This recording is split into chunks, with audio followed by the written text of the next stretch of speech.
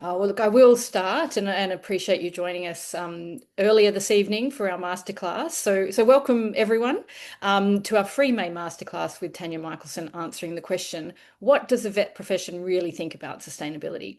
And we're also joined by Lizzie Barnard from our partner Bova. So we're accommodating our wonderful speakers from the UK, hence the earlier start because it is 8 a.m. for them there, 5 p.m. for us here on the East Coast. But before I go any further to introducing our speakers, I do just want to acknowledge country because at Vets for Climate Action, we acknowledge and pay respects to our First Nations people, past and present, and welcome any Aboriginal or Torres Strait Islander folks joining us this evening. I'm here on the lands of the Gadigal people, and I invite you to share the lands that you're on in the chat. Our traditional owners have cared for this country upon which we work and meet for over 60,000 years. They've cared for its lands, its oceans, its rivers, its trees, and of course, its wildlife. If it's for climate action, we endorse the Uluru Statement and acknowledge that this land has never been ceded. I think it's important to note that our First Nations people have long understood the deeply rooted connection between healthy people, healthy animals, and healthy country, which of course ties in very well with the veterinary concept of One Health, which is an important tenet of our work here at Vets for Climate Action. For those who may not know us yet, we are a movement of vets, vet nurses, practices, and industry partners across Australia and globally who care deeply about protecting animals, people, and the environment from the impacts of climate change. We work to inspire and educate both within the veterinary profession and in the broader community, promoting sustainability and advocating for strong science-based climate action. Many of you may have received an email recently too with the exciting news about the changes ahead for the organisation, including that we are rebranding as the Australian Veterinary Environmental Alliance, also known as AVIA. I will support this transition until the end of my tenure as CEO on the 10th of July. There's a town hall planned for the 18th of June, and I invite you all to hold any questions until then, or you can, of course, you can shoot us an email at chair@vfca.org.au if you can't hold that question, but please save the date and more details will be emailed shortly. The Australian Veterinary Environmental Alliance will continue our existing initiatives like the Climate Care Program, Sustainable Equine Futures, and this Masterclass series, and our global initiative, World Veterinary Environmental Alliance. And because of this global initiative, we'll be able to share these internationally. So tonight, the session will run as follows. We'll hear from our wonderful sponsor tonight, Bova, and Lizzie will speak. The webinar, you will have realised, is being recorded and will be shared online for those unable to attend in person. If you'd prefer not to be recorded, please turn off your camera and change your display name to something anonymous. I also ask if you're able to please keep your microphone muted during the presentation. We'll have time for questions at the end, so feel free to pop any questions in the chat as we go, or save them up for the Q&A. And if we don't get to yours, you're welcome to reach out to me at info@vfca.org.au. So I'm really pleased to introduce our first speaker of the evening, Lizzie Barnard, as I mentioned, joining us from UK, where she is the Global Head of Marketing and Sustainability for the Bova Group.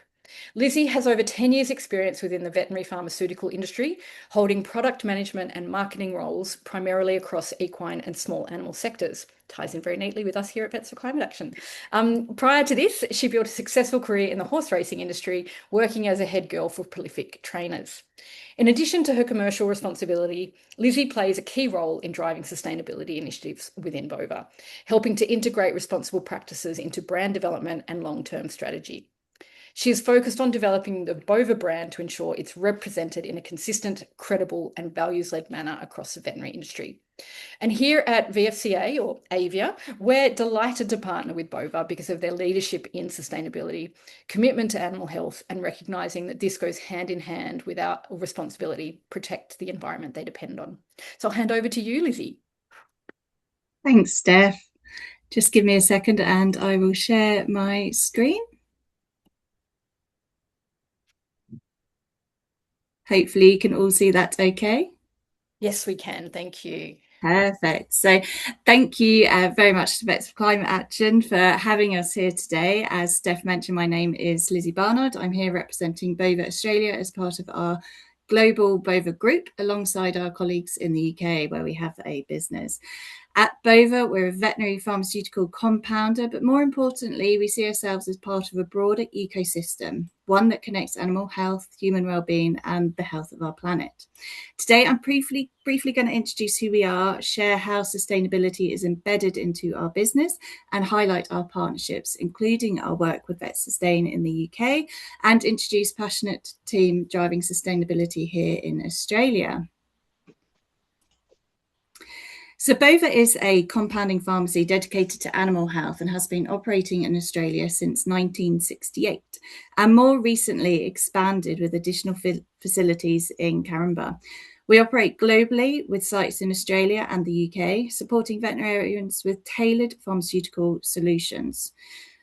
But what defines us isn't just what we make, it's how we operate. Sustainability isn't a side project for us, it's built into our strategy, our operations, and how we think about growth. As highlighted in our 2025 sustainability report, sustainability is not simply an initiative, it's part of how we operate and how we plan for the future.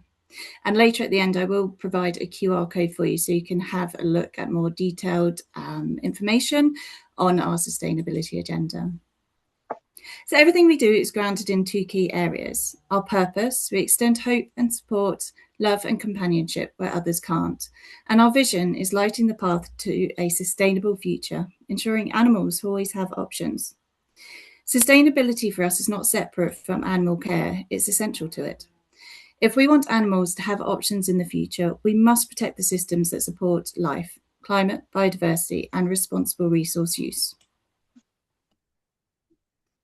In veterinary medicine, we're uniquely positioned. We sit at the intersection of animal health, public health, and environmental health. And we're increasingly seeing how climate change affects disease patterns, antimicrobial resistance, biodiversity loss. At Bova, our sustainability focus is built around three pillars: people, animals, and the planet.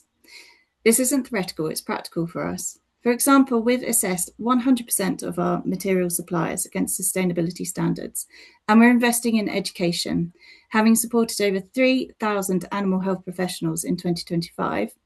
We've also worked with Nature Safe, and we've saved 10 endangered species that have been biobanked as part of our support with Nature Safe. For more information, I do encourage you to go and look at Nature Safe's work and their cryopreserving of animal species. Ultimately, better outcomes for animals depend on a healthy planet, and that's key to what we do at Bova. Collaboration is critical. We can't do this alone. In the UK, we're partnered with Vet Sustain, supporting engagement and education around environmental sustainability in veterinary practice. We're also a member of the Veterinary Sustainability Roundtable, an industry-wide collaboration with Vet Sustain acting as a secretariat. Here in Australia, we're proud to partner with Vets for Climate Action, helping amplify the role vets play in climate advocacy and action. These partnerships are about sharing knowledge, supporting behavioural change, and building a stronger, more informed veterinary community. As noted in our report, this is part of our commitment to community engagement and ESG leadership. One of our key milestones has been achieving silver accreditation with the Investors Environment. And this is a UK-based initiative, but I've been supporting it with Bova Australia as well, and I'm so excited to achieve the silver. But what does this recognise? There's a structured environmental management measurement progress and continuous improvement across the business. But more importantly, it gives us accountability. We're not just setting goals, we're measuring them, reporting them, and being transparent about where we need to improve. And we're already working towards our next level green accreditation, which I'm really hoping we're going to achieve by the summer, UK summer this year. So the UK have also achieved the EcoVadis ratings, got 60 out of 100. We'll be submitting this for Australia later on in the year. Currently, we're just working through a heap of policies to ensure that we're going to be able to submit and get hopefully a higher rating than the UK. That's my aim.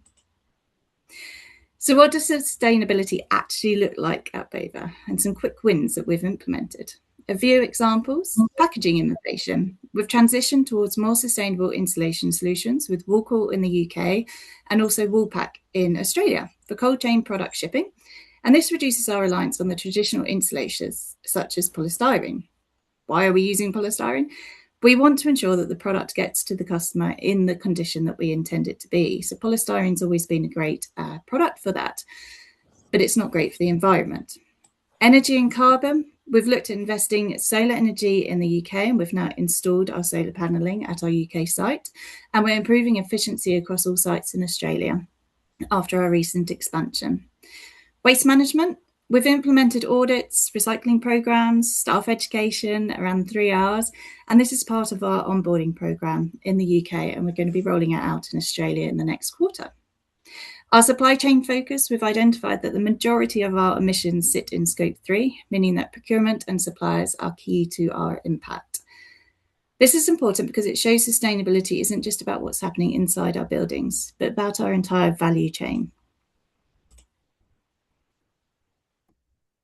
So what underpins all of this are our values, what we call STICK. So we've got simplicity. We make the complex simple. We teamwork. We collaborate, uniting diverse talents to achieve common goals. Integrity. We do what's right, even when it's difficult. Connection. We are stronger together through meaningful relationships.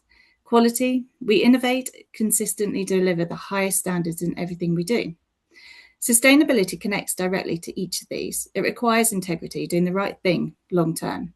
It relies on teamwork across all industries and borders.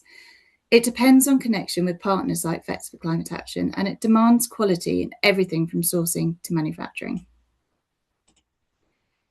But I wanted to introduce our team at Bova Oz. This is our green team.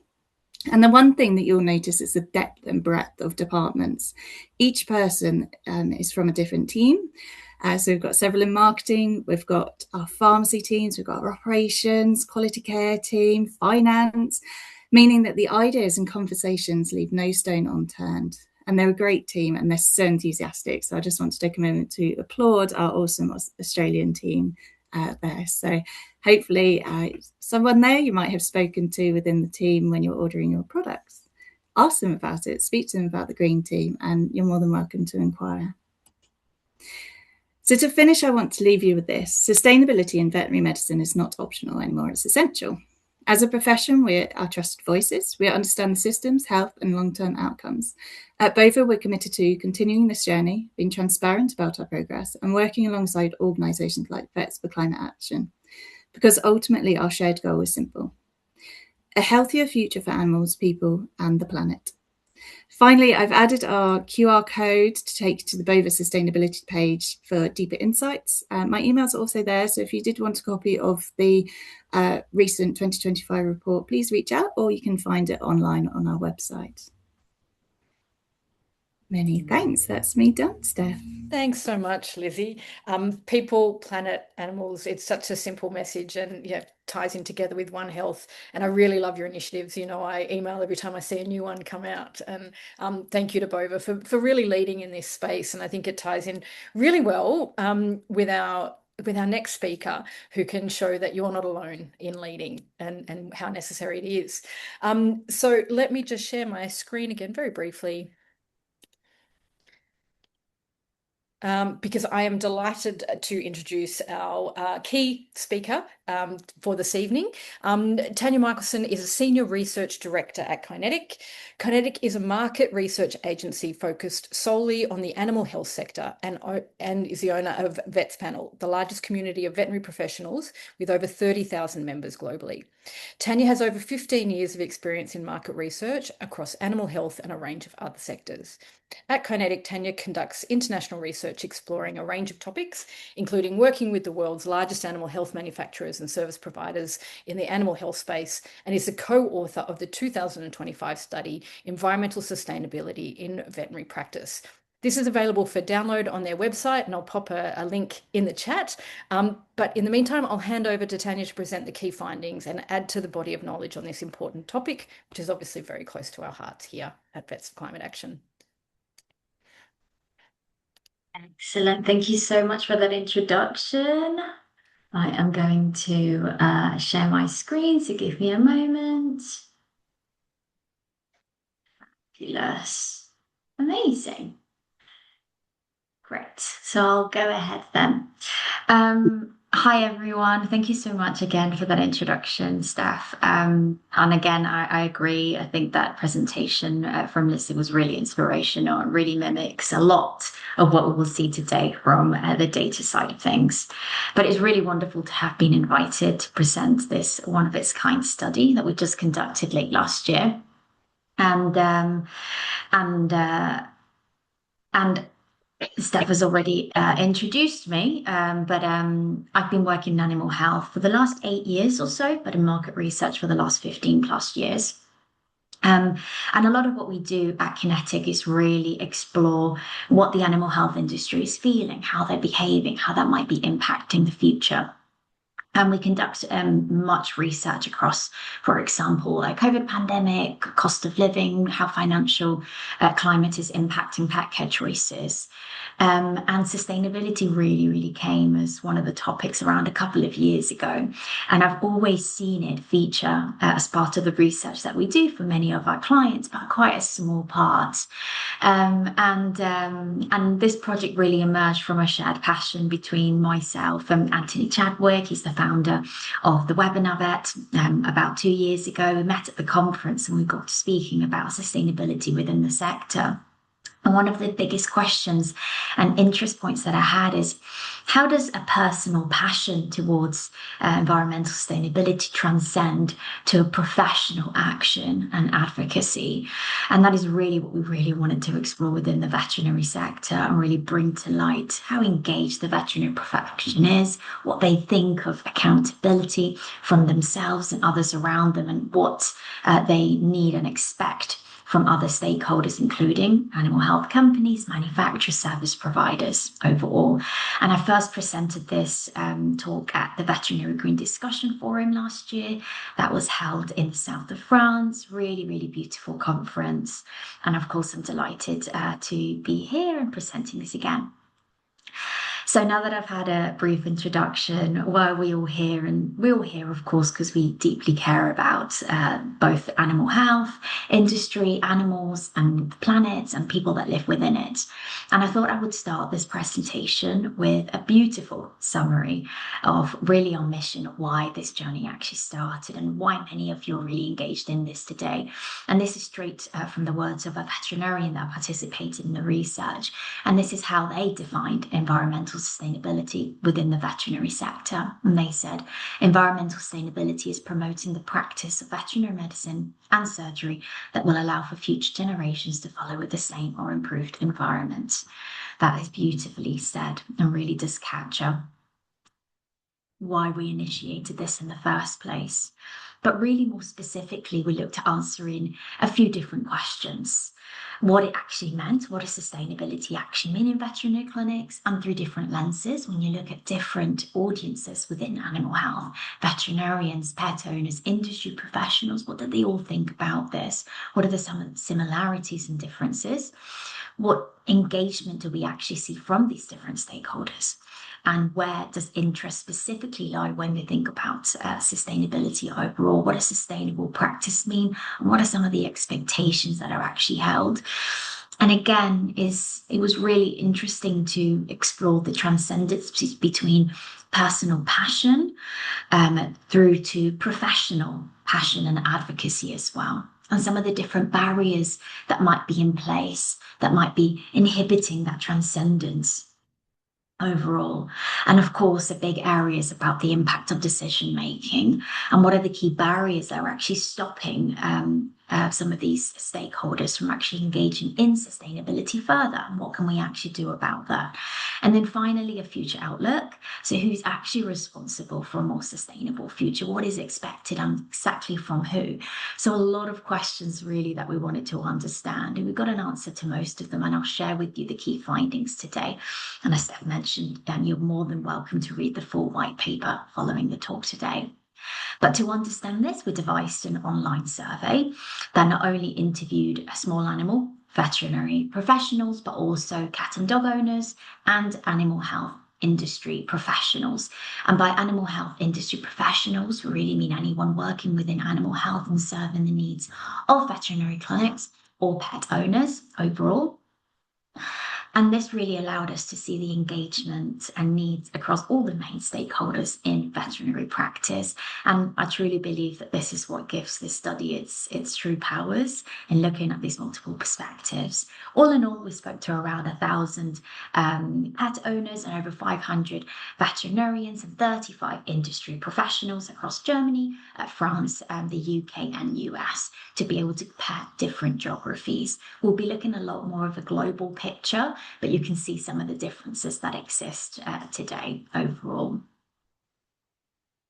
So, what does environmental sustainability actually mean in the eyes of veterinarians or pet owners? And for veterinarians, we felt that they were more connected to recycling, reducing and reusing initiatives, as well as sustainable sourcing of actual products within the clinic, services and materials used everyday practice. So very tangible actions, things that they'll actually be interacting with on a day-to-day. And when we asked the same question to pet owners, environmental sustainability meant acting responsibly with regards to engaging with products and services, for example, things like buying sustainable brands, keeping a watch out of that messaging, recycling also featured, as well as kind of simply clearing up after your dog if you were to take it out on a walk. So in summary, if you were to be asking them explicitly, what does environmental sustainability mean? It's really summarized by its most tangible aspects overall. So these are really elements that they will interact with on a day-to-day basis. And this makes sense. And it's good to establish a kind of grounding and a truth of that definition. So we know the mission of why we did this in the first place, and we also know what it actually represents in the eyes of these two animal health audiences that we'll be focusing on. But I think the complex thing that we were really trying to grasp is how do we actually measure and evaluate engagement in environmental sustainability? And this is something that we thought long and hard, right? And we developed a framework that in our view explains it. And I'll explain each of these components and you'll see it's threaded throughout my presentation today. The first thing is that it starts with passion, and this really measures the importance that is placed in environmental sustainability and how closely it aligns with both personal but also professional values of the individual. And then we move to accountability, and it explores who actually holds responsibility for change. Is it me? Is it you? Is it the industry, or a whole industry as a whole, or maybe very specific stakeholders within it?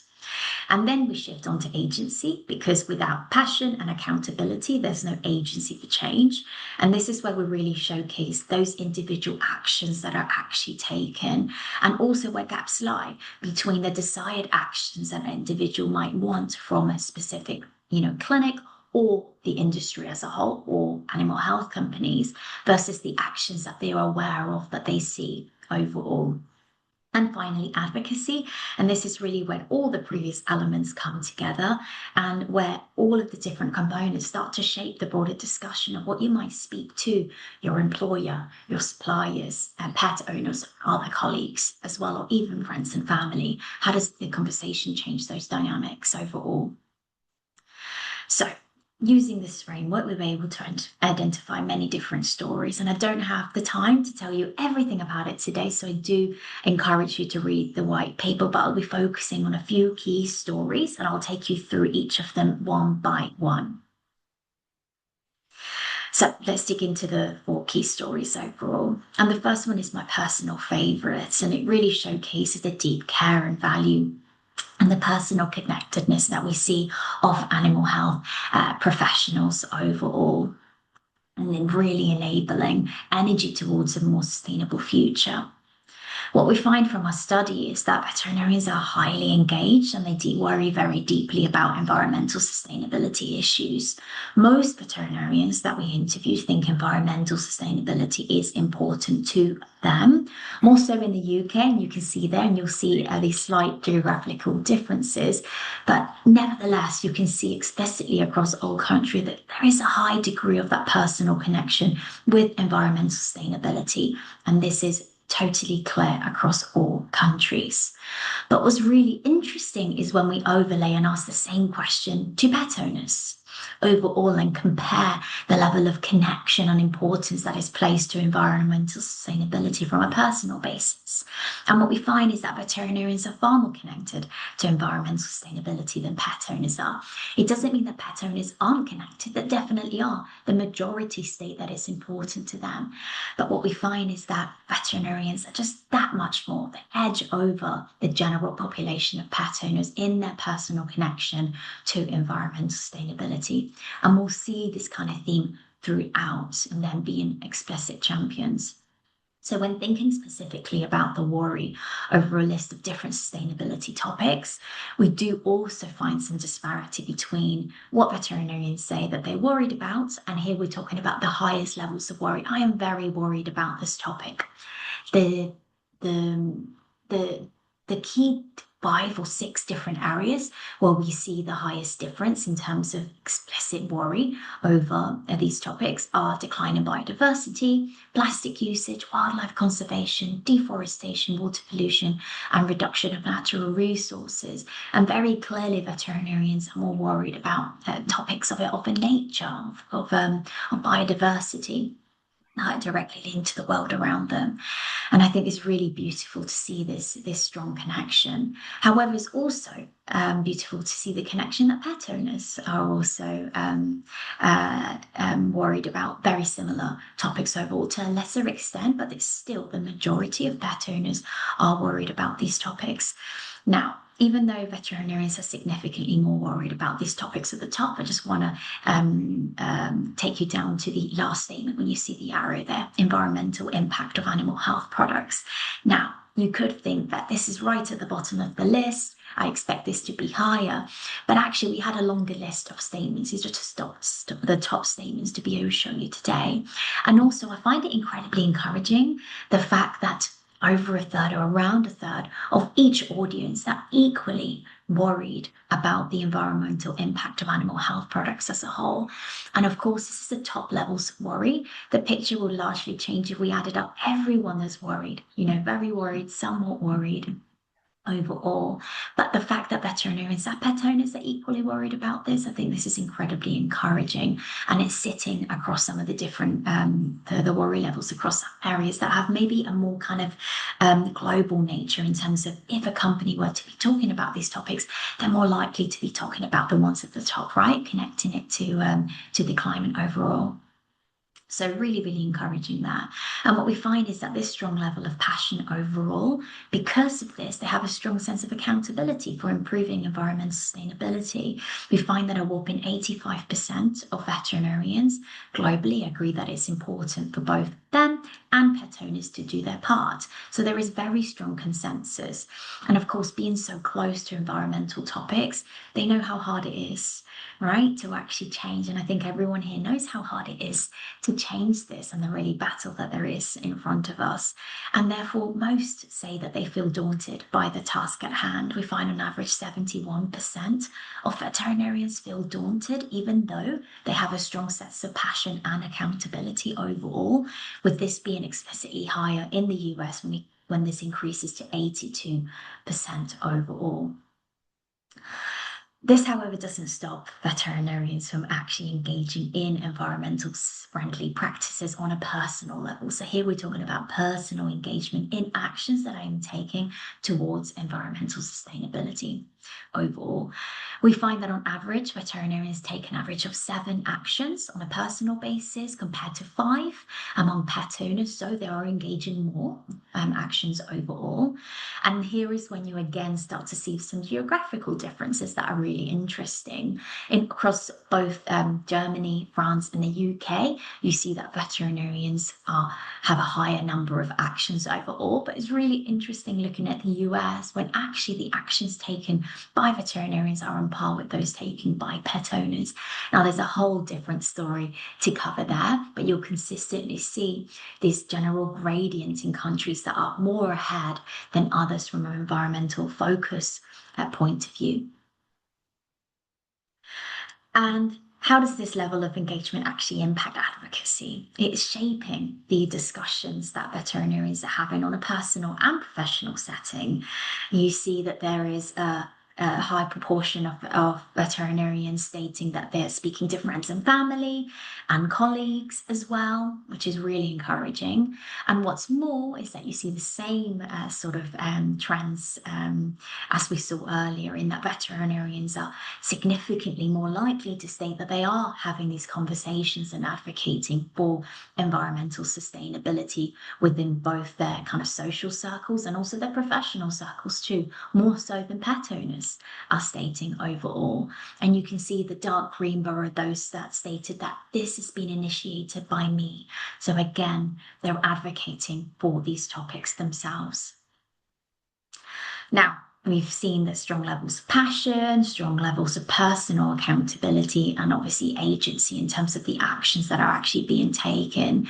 And what we find in our data is that it actually results in veterinarians having quite a critical lens that they use to really evaluate what their clinic is doing, but also what their suppliers are doing. So when we ask veterinarians overall to tell us how satisfied they actually were with their own clinic's actions towards sustainability, only 34% actually felt satisfied by those actions that the clinic is actually taking to improve sustainability within the practice.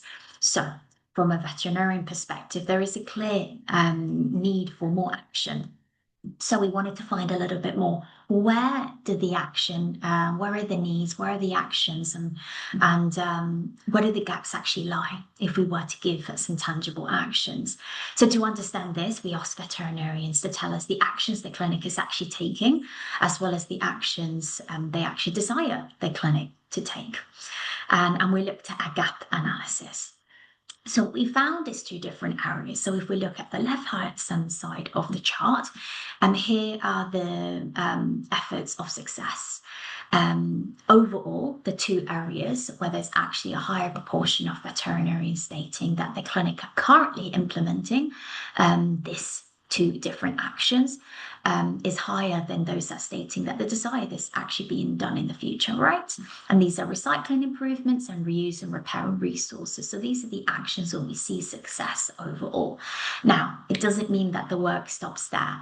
And I think it's really interesting to see, particularly in recycling improvements, even though 62% told us that their practice currently implements this, 44% desire this in future. So even though that 62% is greater than 44%, it's still 44% that state that they actually want the clinic to do more of this. So there's still definitely some action that's warranted there.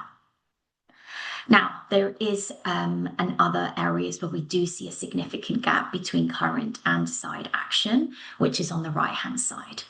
Now, the top area is sustainable purchasing. Nearly half want the clinic to engage with this, yet only 1 in 5 currently are overall. So we see a gap overall there, and definitely an unmet need, and something that you'll see continuously really as we kind of go through some of the findings of the study. Renewable energy sources are also noted, and finally, I think what's really interesting is you see climate-related training. Only 5% of clinics are engaging in this, despite 1 in 4 veterinarians actually wanting this action from their clinics overall. In fact, we actually found that 77% of veterinarians are interested in learning more about environmentally friendly practices in veterinary clinics. So again, an unmet need there, an area of high interest among veterinary professionals. Now, our next section is about the gap that exists between the actions towards environmental sustainability and the awareness of them. And what we find is that there is an awareness gap, and we call this the invisible effort. So from a veterinarian perspective, when we ask them what actions the clinic is actually taking, only 1 in 10 overall state they do nothing, right? So quite a low proportion. However, when we ask pet owners the same question, what are their clinics actually doing? 1 in 5 aren't aware of any actions the clinic is actually taking overall. So there is a gap between the actions made versus those that pet owners are aware of, even across some of the measures that you would think would be more highly visible to pet owners. For example, recycling facilities, 62% of veterinarians told us that their clinic is doing this versus only 27% of pet owners. So some of these different efforts that are actually being done and engaged in practice and invested into could be made more visible to pet owners. Now, looking at the lens of suppliers, not just across veterinary practice or a supplier side of things, from a veterinarian perspective, few agree that their suppliers have a clear environmental friendly practice. Only 16% told us they agree with this. In fact, what's really interesting is that at least 1 in 5 and up to nearly half of veterinarians are not aware of any action the suppliers are taking. And of course, we heard today from both are taking so many different actions and really engaging, but it's that being communicated strongly, definitely within this forum. But for example, in the US, overall 47% told us that they're not aware of any of the sustainability actions their suppliers are actually taking, again, showcasing some of the different trends with the US of the awareness and also different engagement levels that we see. So, why are veterinarians unsatisfied with supplier actions overall? We saw that 16% are satisfied, which is quite a low number. So we really wanted to understand this. And what we did is just simply ask them straight up overall. And what we find is that the primary supplier issues cited by veterinarians are wasteful packaging, single-use products, and a general knowledge gap of what their supplier stance is on sustainability. In fact, our survey found that 65% of veterinarians haven't had a conversation with the supplier about environmental sustainability. Of course, they're not aware of it, as we saw earlier on the last slide, and they're not talking about it. So overall, the sustainability information is reaching a small proportion of the overall veterinary population as a whole, despite the high levels of engagement and passion from a personal and professional level that we saw earlier. So, despite this strong passion and agency for environmental sustainability, we find that that transcendence from that personal passion overall to a professional setting is quite challenging.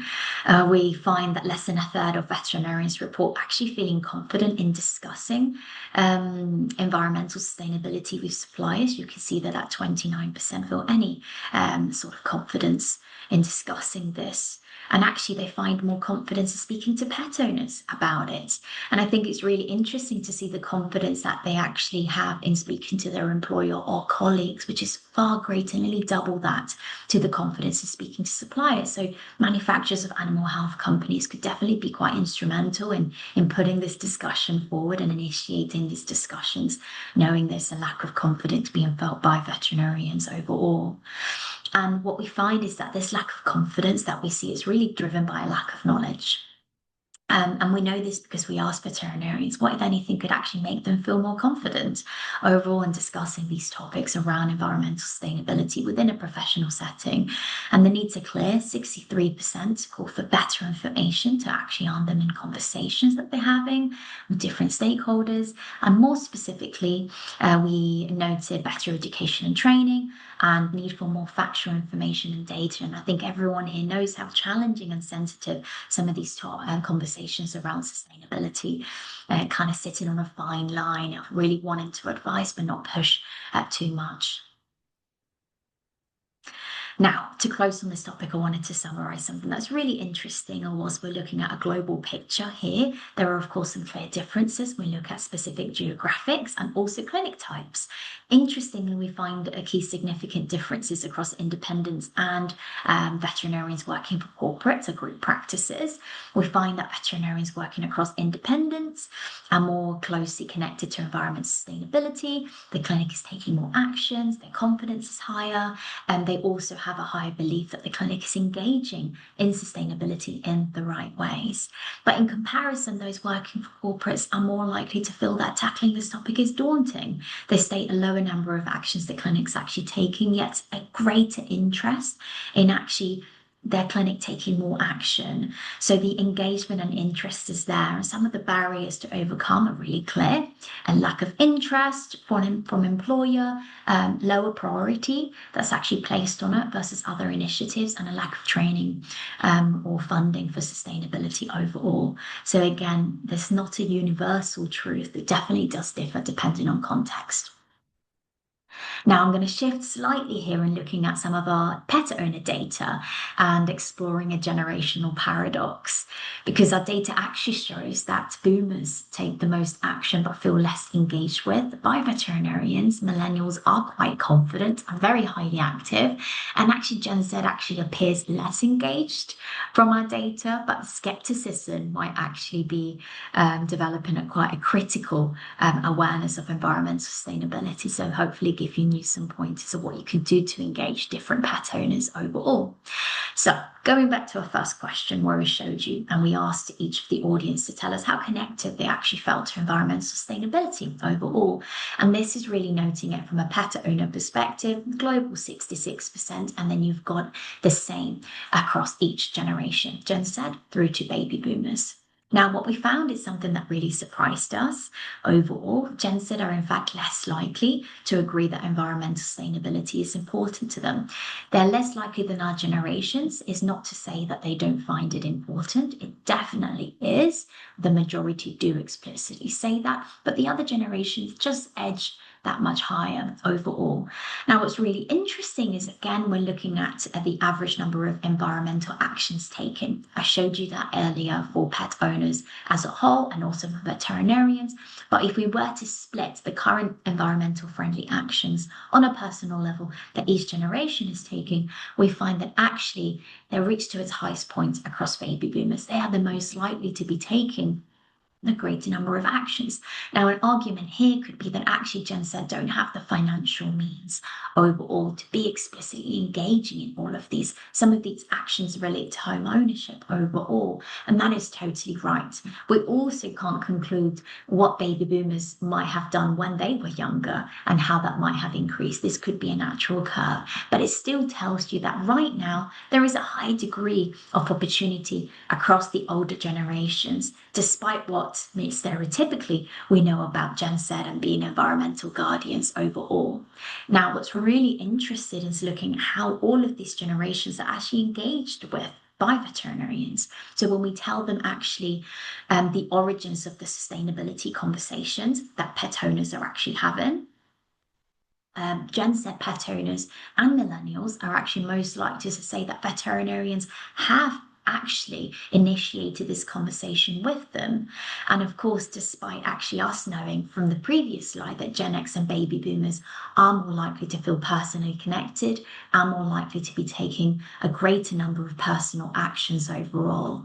So there seems to be either a little bit of opportunity here in actually not forgetting about Gen X and boomers overall when actually initiating these conversations are not only targeting them to the younger audience at hand. And of course, this I could tackle a question that's likely incoming about Generation Z. It's not that they don't care. They've got a very explicit, innate critical nature that differentiates them from the more confident millennial audience overall. So we shouldn't be comparing kind of like for like. And I think for Gen Z, it's really the lack of hope and they need more convincing. They do feel deeply connected to it overall, but it often leads for them to actually have a lack of hope in terms of what really can be done.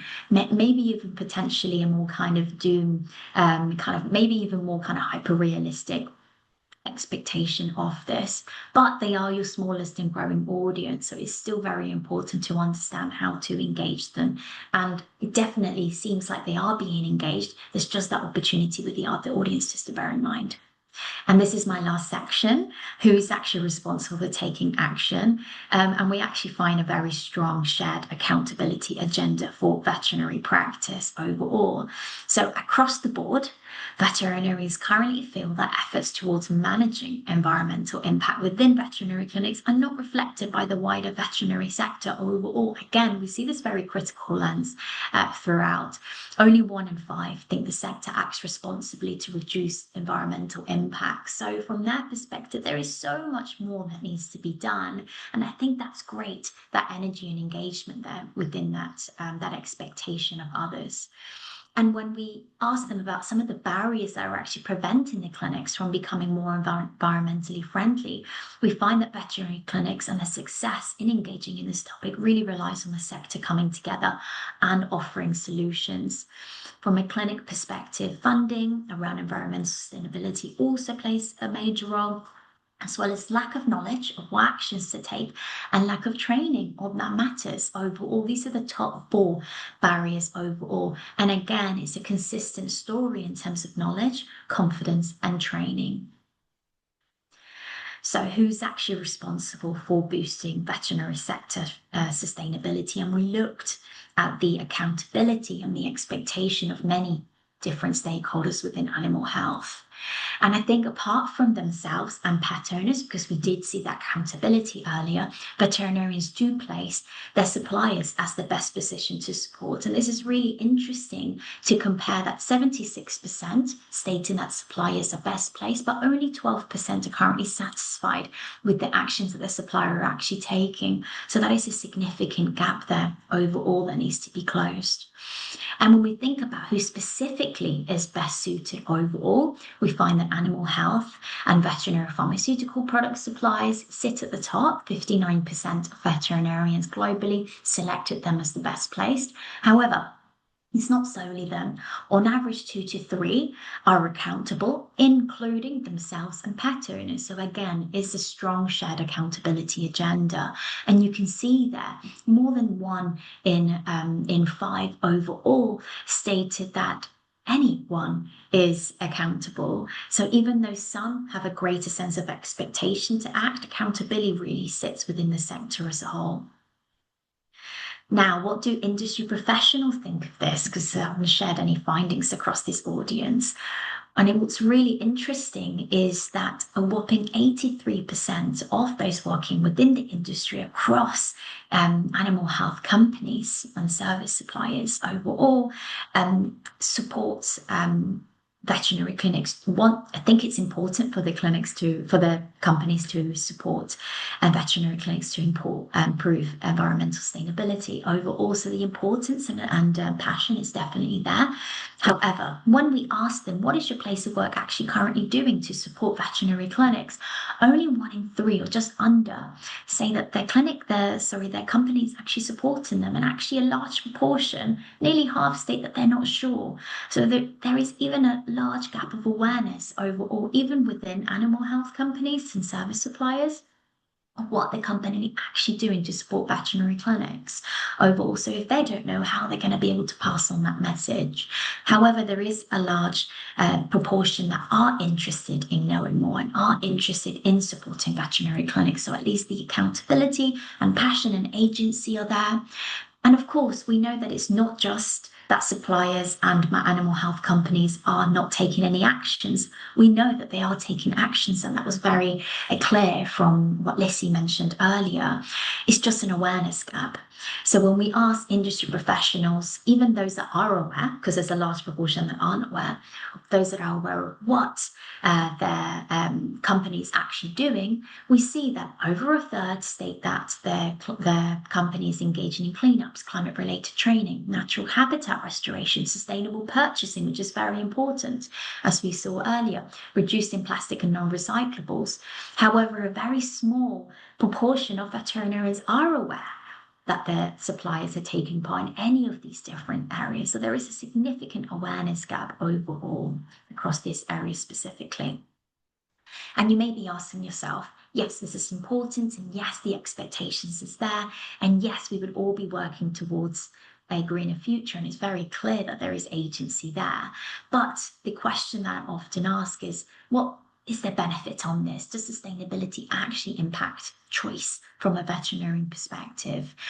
Now, currently, the majority of veterinarians feel it's important for their suppliers to adopt sustainable practices. However, 1 in 4, just over 1 in 4, currently recommend and are influenced based on this factor. So it's not impacting everyone who thinks it's important. However, I still think that 26% is significant. That's 1 in 4 veterinarians that currently recommend a partner-based and sustainable practice adopted by suppliers overall. And knowing that there is a significant awareness gap, this is only likely to increase overall. So let's answer the big question and kind of come to a close. How does the industry come together to amplify engagement in environmental sustainability? That's the big question. And at a very high level, everything that I've summarized center around 3 key actions, which is closing the knowledge gap to inspire passion and advocacy, educating to boost confidence and that personal and professional accountability, and finally, ensuring that the barriers with regards to prioritization and costs are resolved. And I know that all of those are harder said than done, but that is what the data tells us. And all of that starts from awareness and education, brings a sense of consensus and a sense of confidence that everyone is on the same page. Now, I've showed you a lot of what we have covered within our white paper. We do have a segmentation and many other stories to follow up on. And this really reveals how you can really understand pet owners better and veterinarians better. We've created some different profiles to help you engage with them, and that will be ready in the next couple of weeks. And I'll make sure I share that with Steph afterwards. But if you're interested in looking at anything else, please let me know. You're more than welcome to contact me, or of course, download the white paper, which has a lot more data and detail if you're interested in it. But otherwise, thank you so much for listening so intently. I'll stop talking now and hopefully take some questions. Tanya, thank you so much. That was incredible. I mean, when I read Kinetic's report, and I know you and I have spoken, I was astounded by the numbers, and hearing it again, I think it's just so important, because what I took, because there were a lot of numbers obviously in your presentation, but overall, we're not alone. That's the message that I took, that those of us who are sustainably minded are in the majority, and we may not get that message. And I think it's really important to know that we're not alone. And in fact, many of the statistics you shared match with our much smaller survey numbers, but in Australia here that we've done. And so I'd be really interested in due course. Maybe Kinetic might like to survey the Australian and New Zealand veterinary profession. But I would love to open up the floor to questions. So please come off mute or put your camera on. But there is a question in the chat, Tanya, that I'll read out. And apologies to Terry, who's posed the question that I didn't note which slide was up. But on one of your earlier slides, Tanya, you had a graph there. And Terry's asked, it seems that vets and the veterinary industry are concerned about animals, but the graph could suggest that pet owners are more concerned about how sustainability will impact humans. Is that a fair summing up? And Terry's put, I think it was slide 3. Yes, absolutely. Yes, I think that's definitely the case. And I think the topics that pet veterinarians are most concerned about, that highest level of worry, are linked to nature, biodiversity, animals themselves. They're much more connected naturally to those topics, and definitely far more than pet owners. And you see the worry for pet owners across all topics are much more evenly distributed. Veterinarians kind of skew more towards the kind of animals overall. So I think that conclusion is right. And it very much mimics the kind of messages that are communicating from a consumer lens, right? If it's going to be any kind of message towards sustainability, it's going to be about the impact that it's going to have on the planet, on us overall. Definitely to nature overall. That's definitely something. But again, I think that there is a difference between the connection of animals that veterinarians have and the connection to nature and biodiversity versus pet owners. And I think that was very clearly shown from what we showed. But it's very encouraging to see an equal amount of worry towards animal health products overall, and the fact that it equally as important, which I found enormously, maybe even a little bit surprising that we saw that, but I think it definitely warrants that conversation, give space to that. No worries. Thank you, Terry. Look, I was going to comment that, your point, and what the statistics support is that there is a lot happening in the sustainability space from suppliers, but the word's not getting out there. And I know Lizzie and I have had that chat, and, and it's great that Bova, is here, and that's what we want to do, is to illuminate and share what's happening. But I found, I guess it makes sense too with the definition of sustainability that many veterinarians and pet owners chose, which is about those tangible, visible elements of practice. Where at Vets for Climate Action, we do talk about that, and we talk about waste, but we also talk about carbon waste. So greenhouse gas emissions, reducing that, might be moving to renewable energy and moving away from coal and gas produced electricity, for example. But I guess for many people, they're saying, well, suppliers are sending the waste to me and I have to dispose of it. So they're not the best place to do it. Some of that requires some behavior change and systems change. Lizzie, can I just throw a question at you then? How difficult has it been to make those changes within Bova? I think let's move away from Bova and actually bring something that this has come up with the Veterinary Sustainability Roundtable and looking at packaging. And this has actually been discussed recently on how, as an industry, can we make that change to more sustainable options. And at this stage, the answers aren't fully there for us to move that across. And one thing as a pharmaceutical companies, and all pharmaceutical companies where you've got compounders or registered products as they are in Australia, you want that product to get into that animal in the safest way that you can and for it to work. And that's our number one priority, is making sure that happens. And quite often we're choosing materials that we know that product can get safely to that animal. So that's where we stand there and we go, we really want to make this change, but at this stage we're just not quite ready to do it. And even if we do have the materials there, the investment that we're going to have to put into to change all the stability and all the data that we currently have is really big. So until I think some regulatory change comes along and we're kind of supported a bit more through that change, it's hard for the big pharmaceutical companies to take that step yet. But I think it will happen. It's certainly being talked about at the moment. So it's going to change in the future, but just not quite immediately, I think. Thanks, Lizzie. Look, and that's fair, and certainly that's what we talk about. Just at the AVA conference last week, a lot of people coming up saying the waste is a problem for them, single use, and we recognise that in health environment, medical environments, there is an element of waste, particularly when patient care is key. But I guess that's where it comes back to too, is that it's not just about the tangible waste. There are other steps that we can all take, from suppliers putting solar on their roof, pharmaceuticals, wonderful stuff, seeing Bova do it, to a lot of clinics here in Australia having solar or renewable sources. And I think too, that's where, Tanya, you identified the knowledge gap, between what are some steps that clinics or individuals can take in practice. And that's kind of where Vets for Climate Action is trying to fill that gap. So to those who may not be aware, we've created the Climate Care Program, which is an online learning tool, which has been created by vets and vet nurses and vet techs and vet educators to help clinics take actions on sustainability and educate on, why and how this can have an impact. And we've updated it very recently to focus on 3 steps for engagement. And we call it the TICK method. And I think it aligns quite well, Tanya, with your thoughts at the back, which is that TICK stands for T for team. So making sure you engage your team and get them on board. I is for impact. So measuring and having tangible results. So Lizzie, you've done that with your accreditation program and hitting silver. And then C is for clients or community. Share what you're doing. Make sure that your clients are aware that you are taking steps, because we can clearly see that the stats support that they want to know, and they want to be able to make decisions based on that. Before I wrap up and say a big thank you to our speakers tonight, was there anyone else who wanted to ask any questions? We've got a minute or so. If not, as I said, please shoot any questions through to me and I can try and get those answered. info@vfca.org.au.